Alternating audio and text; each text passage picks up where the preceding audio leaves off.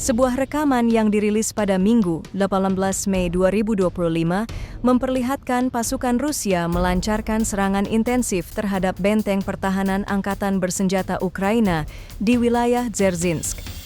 Dalam video tersebut, terlihat pasukan Rusia menggunakan rudal anti-tank berpemandu (ATGM) untuk menghantam gedung yang digunakan pasukan Ukraina sebagai tempat perlindungan dan pusat pertahanan.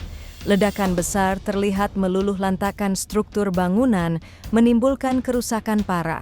Sesaat setelah ledakan, unit tempur Rusia melakukan penyerbuan langsung ke lokasi, menyerbu bagian dalam gedung dan menetralisir sisa pasukan Ukraina yang masih bertahan.